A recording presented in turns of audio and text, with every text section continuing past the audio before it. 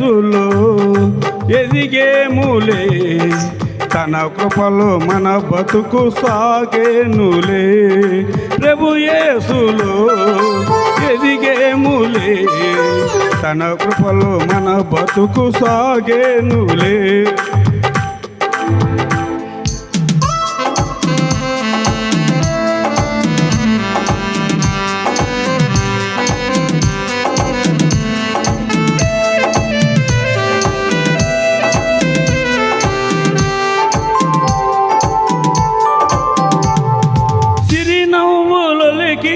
శ్రీయేసుడు సిరిలెన్నో మన ఇంటి కురిపించెను, చిరునవ్వులకి శ్రీయేసుడు సిరిలెన్నో మన ఇంటి కురిపించెను. పరిశుద్ధుడే యేసు పరమాత్ముడే, పరిశుద్ధుడే యేసు పరమాత్ముడే, పరలోకమందున్న పరిశుద్ధుడే, తాను పరిశుద్ధుడే. ప్రభు యేసులో ఎదిగేములే, తన కృపలో మన బతుకు సాగేనులే.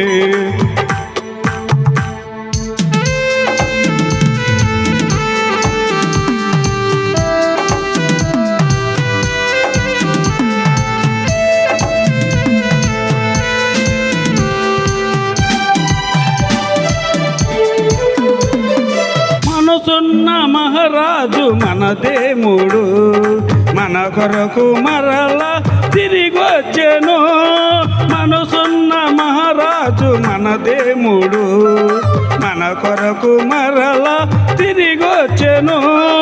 సాతానును ప్రభు బంధించెను, సాతానును ప్రభు బంధించెను, సర్వాధికార్యం మనకిచ్చెను, తాను మనకిచ్చెను. ప్రభు యేసులో ఎదిగేములే, తన కృపలో మన బతుకు సాగేనులే.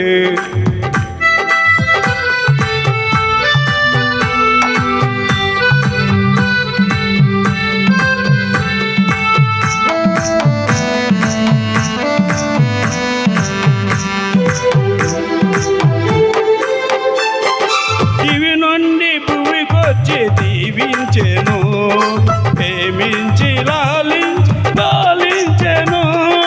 దివి నుండి భూమికొచ్చి ప్రేమించెను, లాలించి పాలించెను.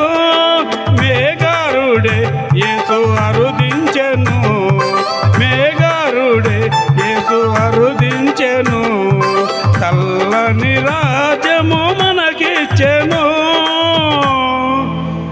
యేసు మనకిచ్చెను. ప్రభు యేసులో ఎదిగేములే, తన కృపలో మన బతుకు సాగేనులే. ప్రభు యేసులో ఎదిగేములే, తన కృపలో మన బతుకు సాగేనులే. హల్లెలూయా.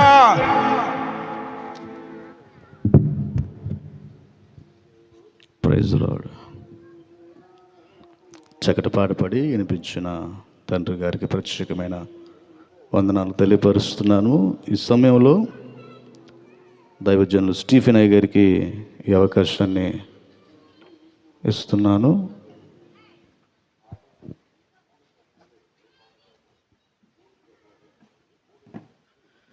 Praise Lord. హల్లెలూయా.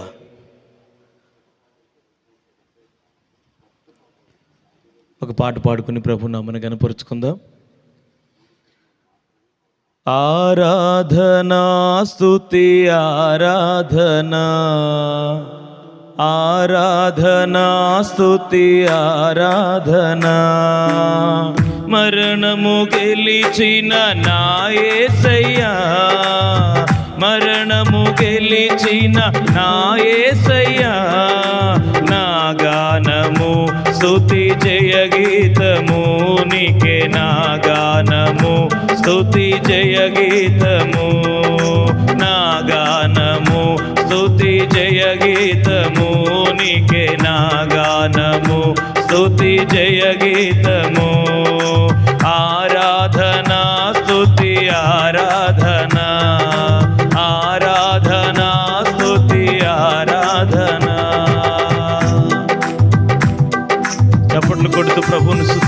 ఆరాధన చేద్దాం, ప్రభు నామాన్ని గణపరుచుకుందాం. స్తోత్రం.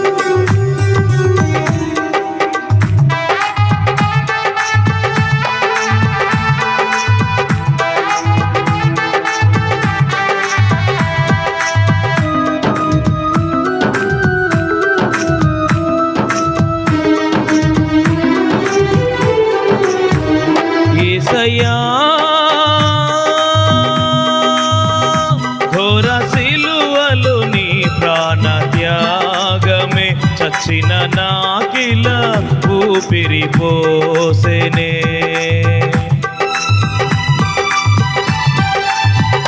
యేసయ్యా ఘోర సిలువలు నీ ప్రాణ త్యాగమే చచ్చిన నాకిల ఊపిరి పోసెనే. నీవే నా జీవము, నీవే నా వెలుగు, నీవే నా జీవము, నీవే నా వెలుగు. ఒక్క క్షణమైన నిన్ను వీడినే బ్రతుకలేను, ఒక్క క్షణమైన నిన్ను వీడినే బ్రతుకలేను. నీవే నా ఆత్మదీపమును వెలిగించిన జ్యోతిర్మయుడవు, నీవే నా ఆత్మదీపమును వెలిగించిన జ్యోతిర్మయుడవు. ఆరాధనా స్తుతి ఆరాధన, ఆరాధనా స్తుతి ఆరాధన. చప్పట్లు కొడుతూ స్తుతిద్దాం. ఆమేన్.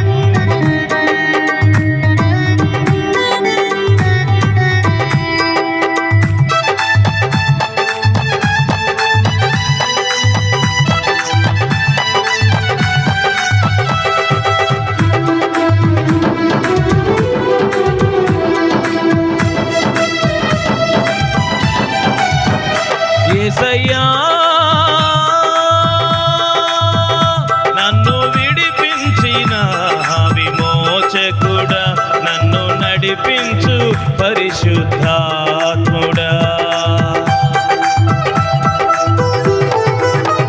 యేసయ్యా నన్ను విడిపించిన విమోచకుడా, నన్ను నడిపించు పరిశుద్ధాత్ముడా. నీవే నా ధైర్యము, నీవే నా బలము, నీవే నా ధైర్యము, నీవే నా బలము.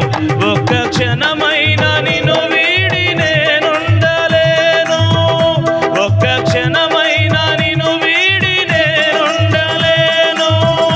కనులార చూచితిని నీ ఆశ్చర్య కార్యములు, కనులార చూచితిని నీ ఆశ్చర్య కార్యములు. ఆరాధనా స్తుతి ఆరాధన, ఆరాధనా స్తుతి ఆరాధన. మరణము గెలిచిన నా యేసయ్యా, మరణము గెలిచిన నా యేసయ్యా, మరణము గెలిచిన నా యేసయ్యా, మరణము గెలిచిన నా యేసయ్యా. నా గానము స్తుతి జయ గీతము నీకే, నా గానము స్తుతి జయ గీతము. ఆరాధనా స్తుతి ఆరాధన, ఆరాధనా స్తుతి ఆరాధన, ఆరాధనా స్తుతి ఆరాధన, ఆరాధనా స్తుతి ఆరాధన, ఆరాధనా స్తుతి ఆరాధన, ఆరాధనా స్తుతి ఆరాధన, ఆరాధనా స్తుతి ఆరాధన, ఆరాధనా స్తుతి ఆరాధన, ఆరాధనా స్తుతి ఆరాధన, ఆరాధనా స్తుతి ఆరాధన. యేసయ్యా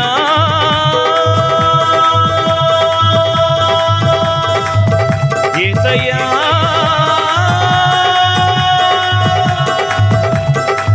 యేసయ్యా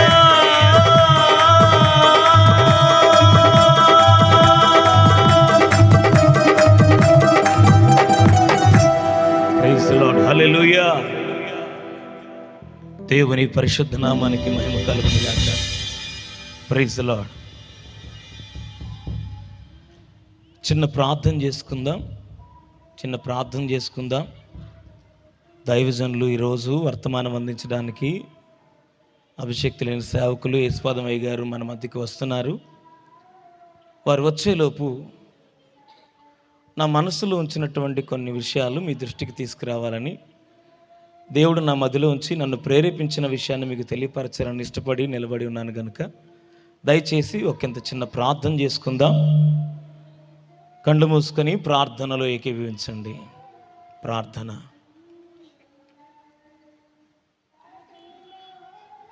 సర్వలోకానికి చక్రవర్తి అయిన మా పరమ తండ్రి, మహోన్నతుడైన యేసయ్య, జీవాధిపతి అయిన మా ప్రభువానికి స్తోత్రం. ఈరోజు నిన్ను స్తుతించి ఆరాధన చేసి ఘనపరచుటకు సమాజముగా సభగా మేమందరం కూడి ఘనపరిచే భాగ్యాన్ని ఇచ్చినందుకు స్తోత్రం. ఈ కృప కలుగజేసింది నీవు మాత్రమే, ఇది నీ దయ మాత్రమే అని ఒప్పుకొనుచున్నా. ప్రభువా, ఈ సమయాన నీ మాటలను కొద్ది నిమిషాలు ధ్యానించబోతుండగా మాతో మీరు మాట్లాడండి, మమ్ములను బలపరచండి, ఉజ్జీవపరచండి. ఈ సభల ఆఖరి రాత్రి మా అందరితో సూటిగా మీరు మాట్లాడుదురు గాక. సమస్త మహిమ ఘనత ప్రభావాలు నీకు చెల్లిస్తూ యేసు నామములో అడుగుచున్నాను పరమ తండ్రి, ఆమెన్. ఆమెన్. మరొకసారి దేవాది దేవునికి, ఆయన పరిశుద్ధ నామానికి సమస్త మహిమ ఘనత ప్రభావాలు కలుగునుగాక. ఈ సభకు విచ్చేసినటువంటి ఆత్మీయ తోటి జతపని వారైన అభిషిక్తులైన దైవజనులందరికీ, అలాగే ఈ సభకు విచ్చేసినటువంటి మీ అందరికీ, ఈ ప్రాంత వాసులకు, ప్రాతురు గ్రామానికి మనస్ఫూర్తిగా ప్రభువును రక్షకుడైన యేసయ్య నామమున శుభవందనాలు తెలియపరుస్తున్నాను. దేవుని పరిశుద్ధ నామానికి మహిమ కలుగునుగాక. హల్లెలూయా.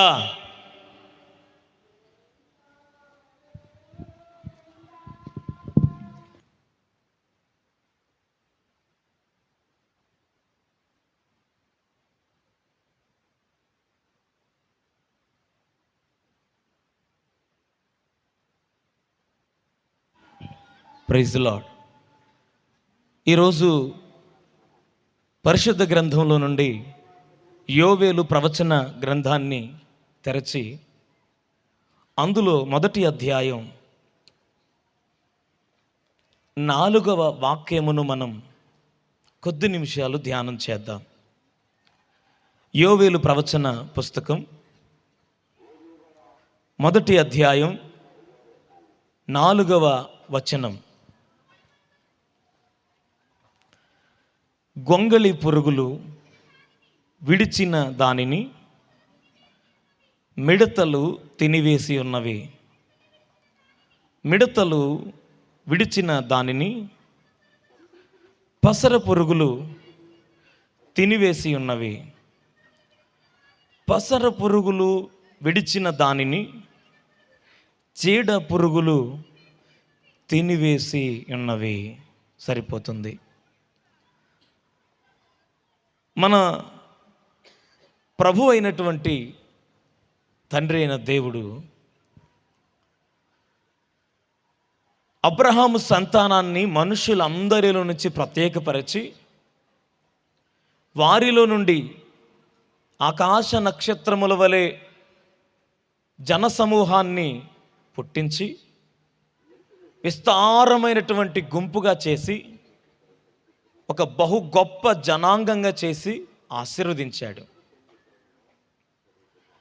ఆశీర్వదించిన తర్వాత వారికి చెప్పిన విషయం ఏంటంటే, లేఖన ప్రకారంగా క్రమముగా నా మాట ప్రకారంగా మీరు బ్రతికితే ఇంకనూ దీవిస్తానని చెప్పాడు.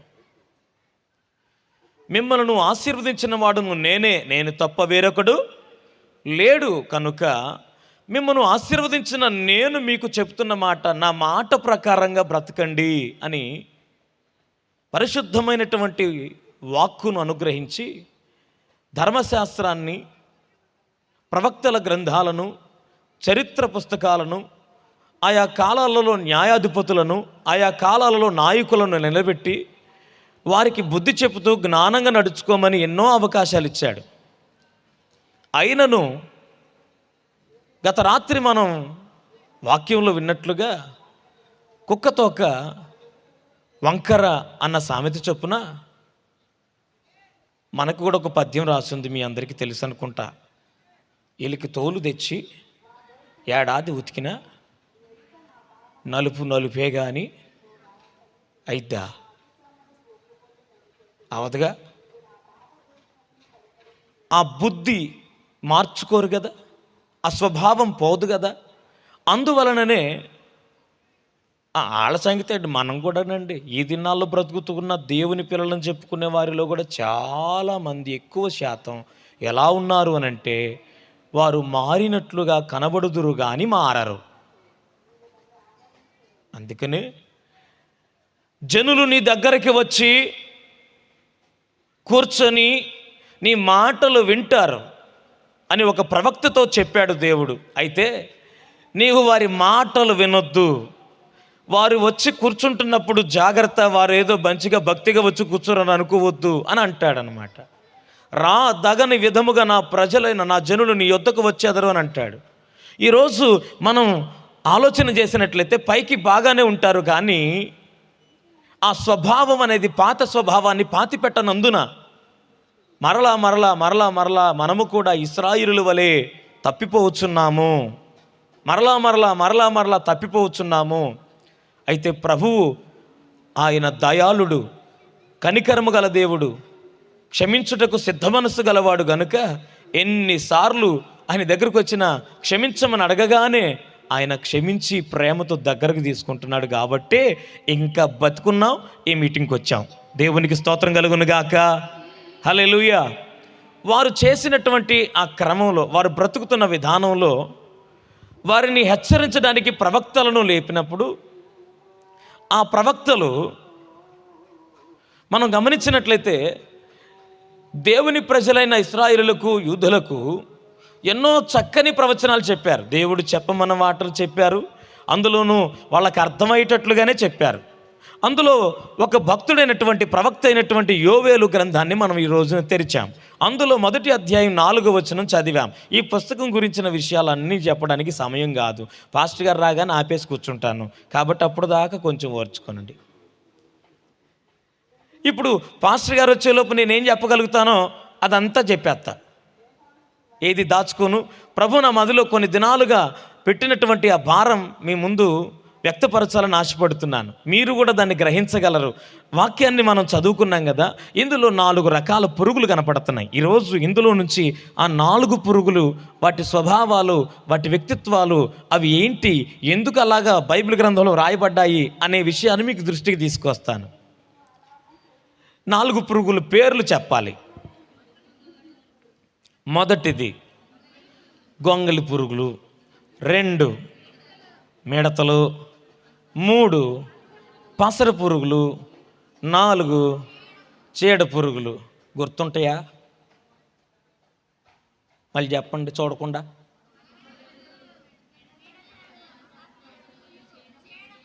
ప్రభు మిమ్మల్ని దీవించునుగాక. ఇలాగే వర్తమానం అంతా జాగ్రత్తగా గుర్తుపెట్టుకోవాలని ప్రేమతో మనవి చేస్తున్నాం. మొదటి పురుగు పేరు చెప్పండి, గట్టిగా చెప్పండి. గొంగళి పురుగు. ఏంటి దీని వైఖరి? మీలో ఎంతమందికి ఇష్టం ఇది?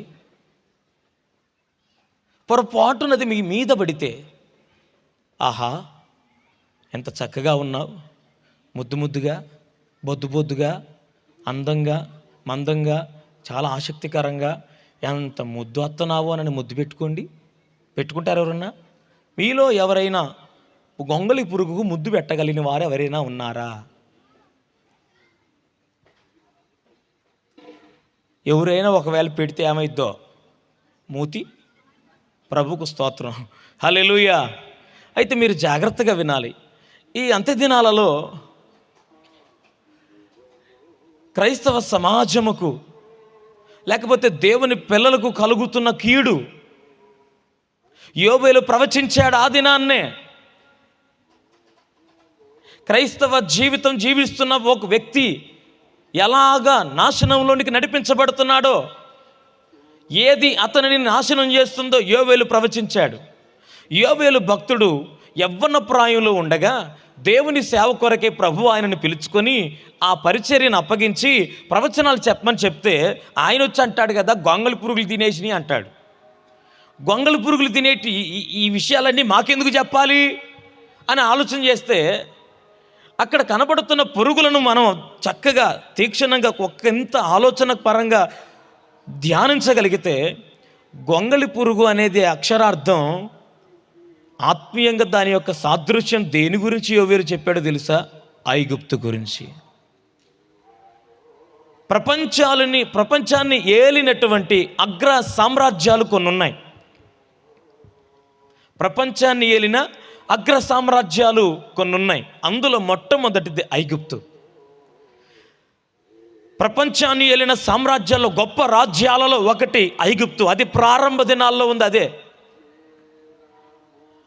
ఆ ఐగుప్తు ఇశ్రాయేలు ప్రజలలో వారి జీవితాన్ని చాలా మట్టుకు తినేసింది. అందుకనే కదా ఈ భక్తుడు ఏమని చెప్తున్నాడంటే, గొంగలి పురుగులు విడిచిన దానిని, అంటే అవి తినగా మిగిలిపోయిన దాన్ని ఇంకొక పురుగు తింది అన్నాడు. సరే, నేను ఈ పూట మీ అందరికి ఒక చక్కని మాట చెప్పాలని ఆశపడుతున్నాను. మీకు వంకాయలు తెలుసా? ఎంతమందికి ఇష్టం? కష్టం. ఎందుకంటే అందులో ఎక్కువ శాతం ఏం దొరుకుతాయి తెలుసా? వంకాయ అంటే చాలామందికి ఇష్టం ఉండదు. కానీ కూరగాయల్లో రాజు ఏది అని అడిగితే ఎవరైనా ఏం చెప్పాలి? వంకాయ అని చెప్పాలి. కానీ అందులో ఏముంటుంది? అన్ని కాయల కంటే ఎక్కువ శాతం తొందరగా పురుగు పెట్టే అసలైన కూరగాయ ఏదైనా ఉందంటే ఇదేంటో తెలుసా? వంకాయ. సరే, మీరు కోస్తున్నప్పుడు, ఆ వంకాయలు తరుగుతున్నప్పుడు మీ ఇంట్లో వంట కోసం ఒకవేళ ఏదైనా కాయలోనికి ఒక పురుగు వచ్చిందనుకోండి, మీరు ఏం చేస్తారు? మొత్తం బారేస్తారా? ఎక్కడి వరకు పురుగు తిని వదిలిపెట్టిందో అక్కడ వరకు దాన్ని కట్ చేసి బాగున్న భాగాన్ని వండుకునే అలవాటు లేదు ఎవరికి? అంటే అది తినగా మిగిలిన దాన్ని మనం, దేవునికి మహిమ కలుగును గాక. నేను ఒక మాట చెప్పాలనుకుంటున్నానండి. ఒక పురుగు తినగా విడిచిన దాన్ని మనం తింటున్నాం. మనం చనిపోయిన తర్వాత మనల్ని ఎవరు తింటారు? దేవునికి మహిమ కలుగును గాక. మీకు అర్థమైపోయింది కదా? ఎక్కడి నుంచి వస్తాయి అంటే అవి దేవుని సృష్టి ద్వారా పుట్టుకొస్తాయి అప్పటికప్పుడు. నేనేం చెప్పాలనుకున్నానంటే, ఒకటి తిని విడిచిపెడితే తినగలుగుతాం. ఎంతో కొంత విడిచిపెడితే ఏదైనా మిగిలితే తినడానికి అవకాశం ఉంటుంది కదా. మానవులకు, అందులోనూ దేవుని పిల్లలకు తినడానికి వేసుకున్న పంటలలో గొంగళి పురుగులు వచ్చేసి ఆ పంటంతా తినేశాయి. ఆ పంటలో చాలా భాగం నష్టాన్ని కలుగు చేశాయి.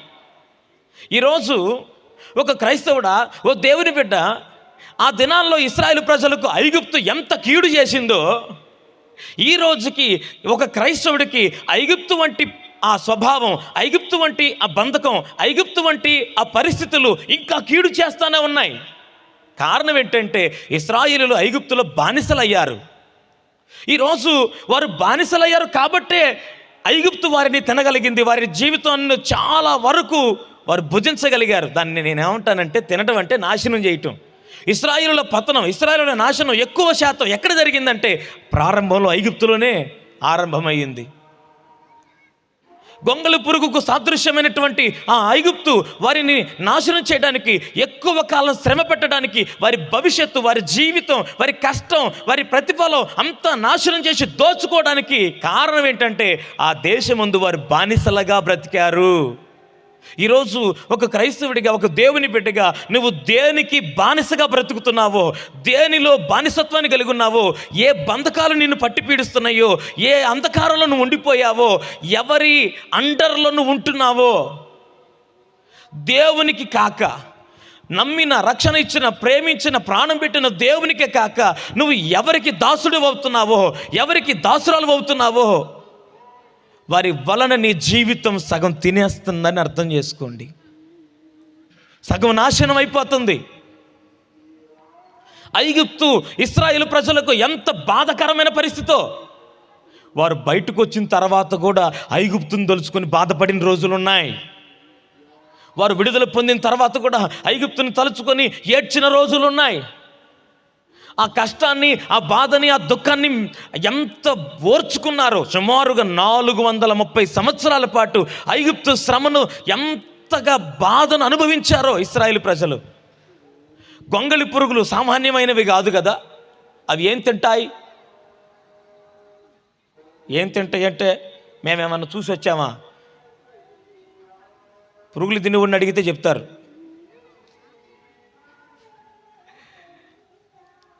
దగ్గరగా తీక్షణంగా పరిశీలించి చూసిన వాళ్ళకి తెలిసిద్దండి, మాకు తెలియదు అంటారా? ఎంతో కొంత తెలుసు కదా, చెప్పండి. గొంగళి పురుగులు ఏం తింటాయి? పంటలో ఒక భాగమైనటువంటి ఆకులను అవి తినేస్తాయి. ఇలాగా ఇశ్రాయేలు ప్రజల జీవితంలో ఆరంభంలో వారికి పచ్చగా ఉన్నటువంటి వారి జీవితాన్ని చాలా వరకు ఐగుప్తు నాశనం చేసింది. ఈరోజు వారు బానిసలుగా ఉన్నారు కాబట్టి వారు నాశనానికి గురయ్యారు. ఈరోజు నువ్వు దేనికి బానిసగా అవుతున్నావు? దేవునికి కాక. నువ్వు దేవునికి కాక దేనికి బానిసగా ఉన్నావో అది నిన్ను తినేస్తుంది, అది నిన్ను పాడు చేస్తుంది.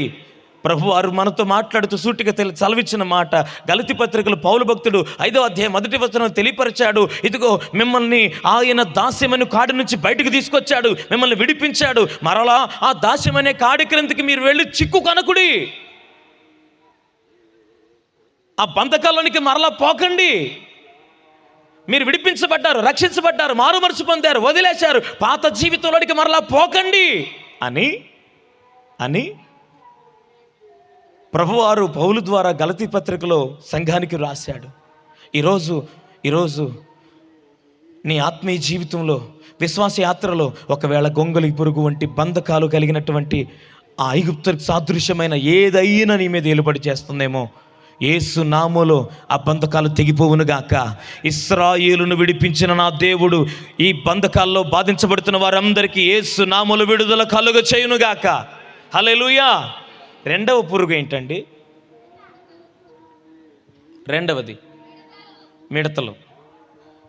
మిడతలు కూడా ఏం చేస్తున్నాయి అంటే, ఈ గొంగళి పురుగులు తిని విడిచిపెట్టిన దాన్ని, ఈ గొంగళి పురుగులు తిని వదిలిపెట్టిన దాన్ని ఏం చేస్తున్నాయి? ఆ మిడతలు తినేస్తున్నాయి. ఆ మిడతలు నేను అనుకుంటా కాండాలన్నీ తినేస్తున్నాయి. ఏమో మిడతలు అనుకుంటా, మిడతలు కాండాలు, అవేమో ఆకులు తినేసాయి, ఇవేమో కాండాలు తినేస్తున్నాయి. ఇది దేనికి సాదృశ్యం అంటే, ఐగుప్తు నుంచి బయటకు రాగానే ఇంకొక సామ్రాజ్యం పైకి లేచింది. అది ఏంటి అంటే బబులోను మిడతలకు సాదృశ్యంగా కనబడుతుంది. మిడతలకు సాదృశ్యమైన బబులోను ఇశ్రాయేలు ప్రజలను చాలా వేదనకు గురి చేసింది, చాలా బాధనకు గురి చేసింది. వారు దాన్ని జయించి హస్తగతం చేసుకుని చెరపట్టారు. ఈరోజు ఈ పురుగుకు సాదృశ్యమైనటువంటి ఒకవేళ బబులోను ఏదైనా నిన్ను చెరపట్టాలని చూస్తుందేమో, నిన్ను బానిసగా తీసుకెళ్లాలని చూస్తుందేమో, నీకు బంధకాలు వేయాలని చూస్తుందేమో, దేనికి చిక్కుపడకుండా నా ప్రభు నిన్ను కాపాడునుగాక. తెలివి కలిగి, జాగ్రత్త కలిగి, ఈ బంధకాల్లో చిక్కుకోకుండా నువ్వు జాగ్రత్తగా, తెలివి కలిగి ఎంత దినాల్లో బయటికి రావాలని, జ్ఞానంగా నడుచుకోవాలని ప్రభు పేరట మీకు తెలియపరుస్తున్నాను. మూడవ పురుగు చెప్పాలి, పసరు పురుగు.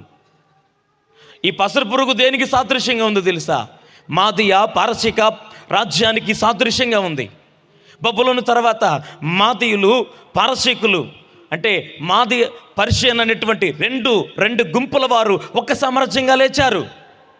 వారి వలన ఇశ్రాయేలు ప్రజలకు ఎంతో కీడు కలిగింది, ఎంతో నాశనం. బబులోను తర్వాత వచ్చిన ఈ రాజ్యం ఎంతగా అంటే, దాన్ని ఏదో అంటారండి, ఇద్దరు ఉండకూడదు అంటారంటగా.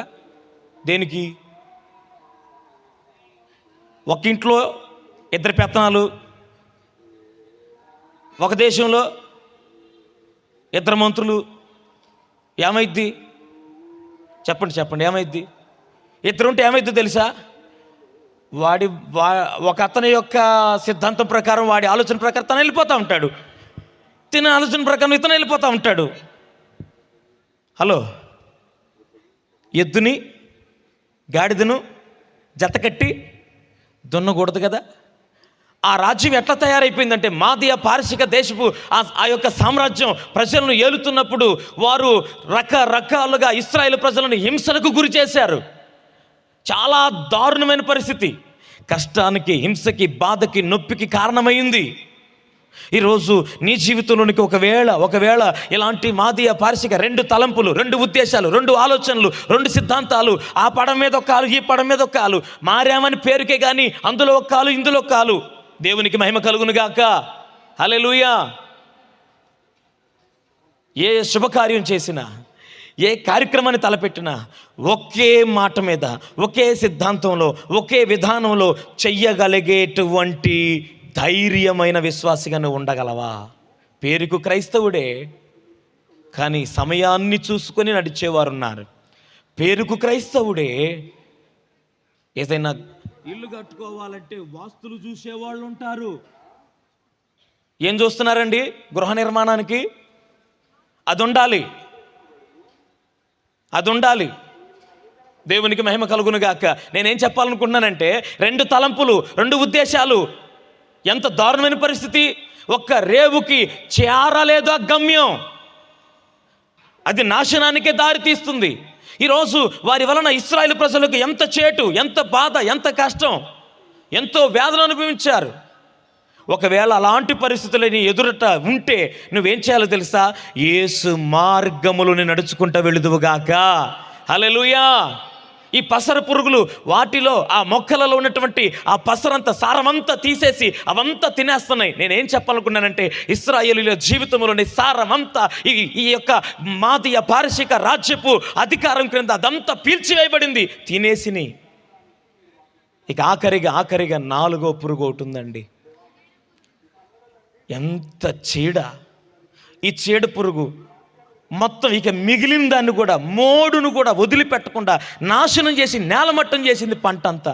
ఎంత దారుణమైన పరిస్థితి! అది వారి జీవితానికి సాదృశ్యం. ఆ పంట వారి బ్రతుకు. ఈరోజు నీ బ్రతుకే ఒక పంట.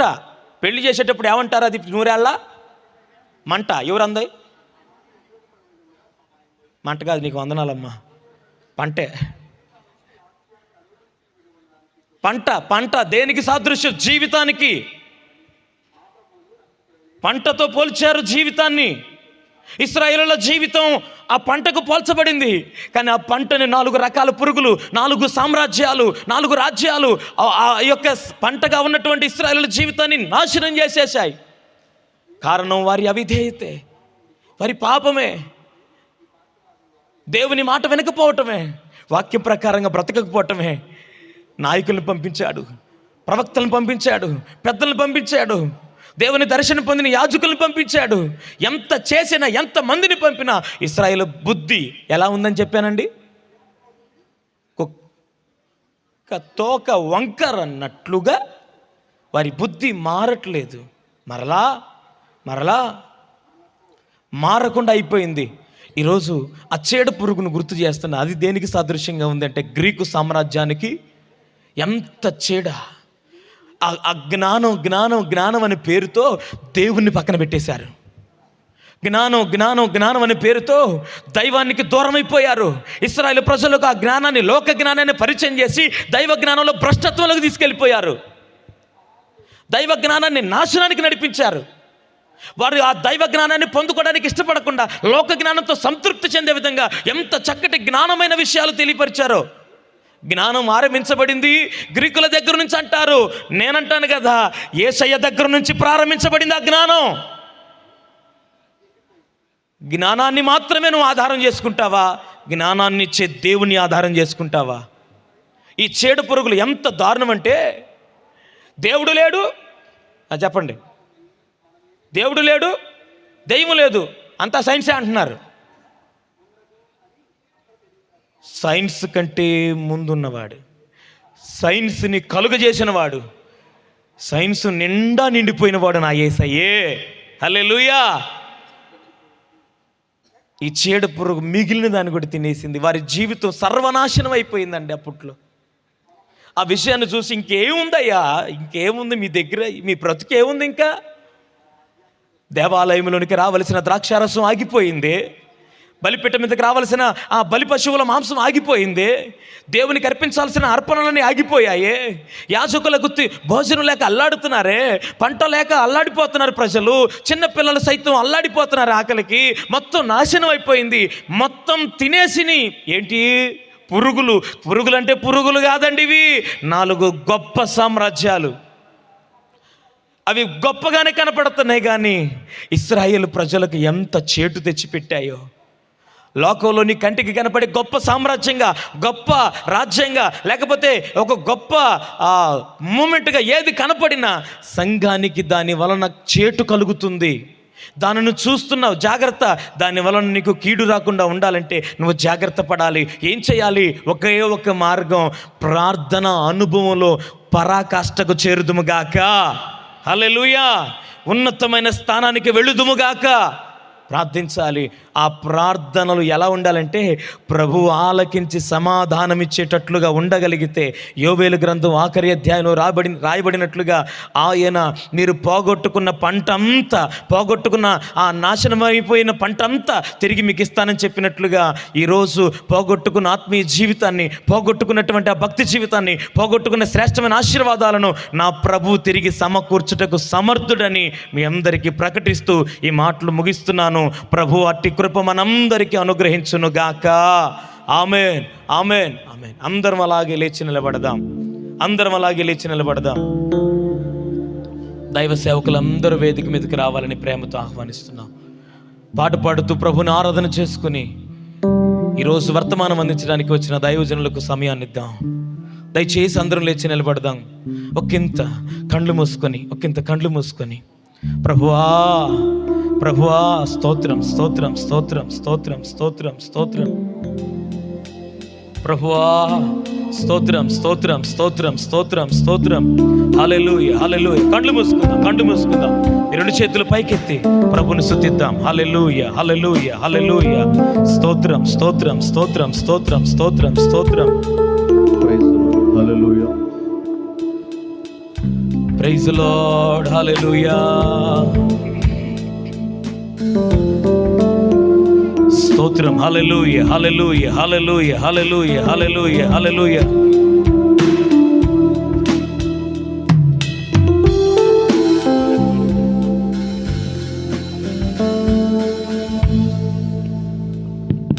Praise the Lord. హల్లెలూయా.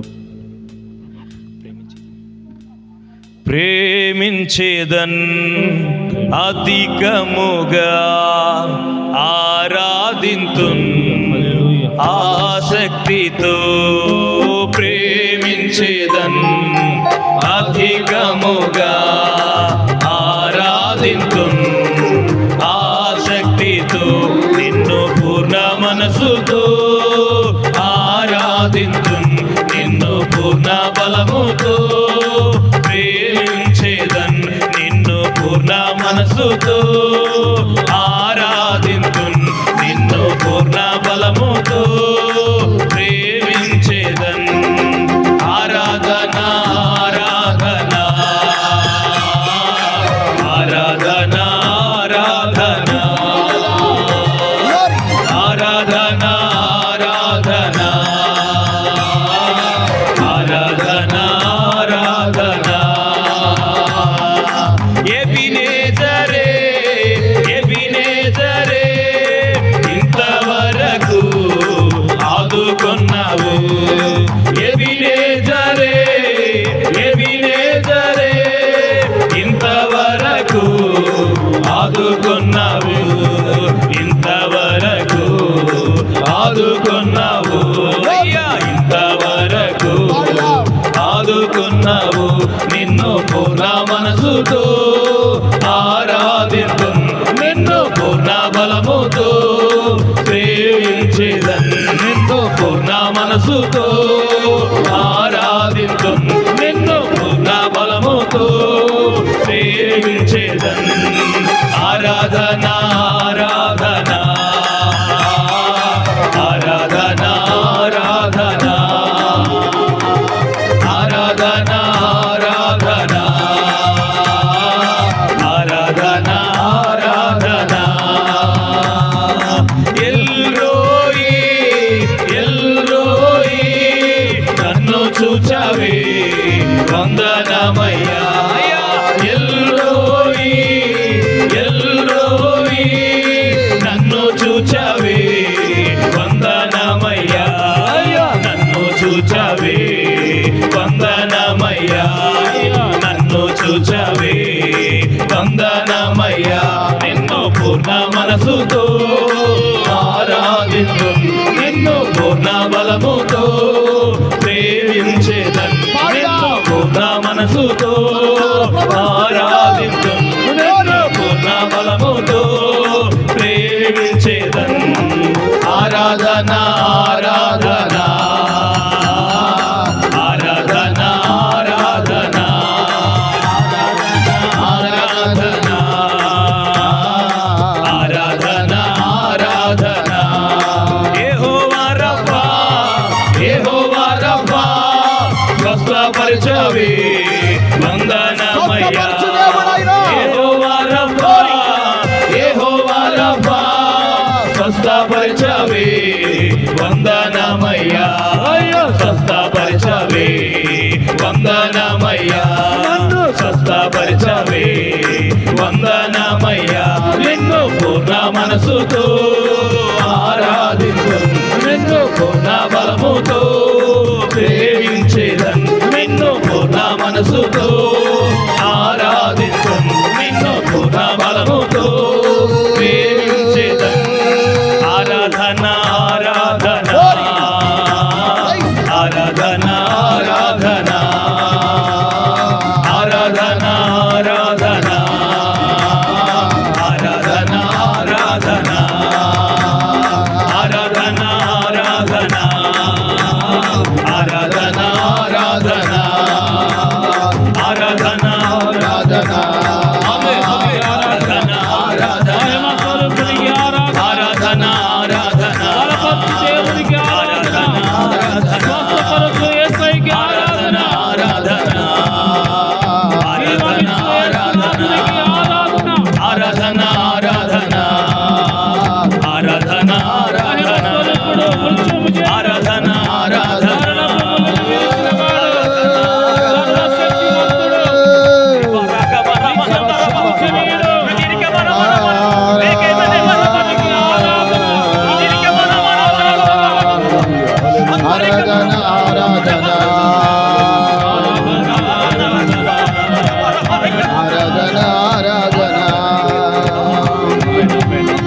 ఆరాధన ఆరాధన యెహోవా రఫా రెండు చేతులు ఆకాశం వైపు చాచి యెహోవా రఫా స్వరాలెత్తి స్వస్థపరచావే వందనమయ్యా నిన్ను స్వస్థపరిచే దేవుడు ఆయన నన్ను ఈ రాత్రి నేను స్వస్థపరిచే దేవుడు ఏ స్థితిలో నీవు ఈ స్థలంలో ఉన్నావో ప్రేమైన దేవుడు బిడ్డ నిరాశలు కృంగిపోతూ ఉండొచ్చు. సమస్యలతో వేదనతో బాధలతో నిన్ను పూర్ణ బలముతో ఒకసారి నిరంతర స్వరాలు హస్తాలెత్తి స్వరమెత్తి హృదయపూర్వకంగా దేవుని సన్నిధి మనమందులో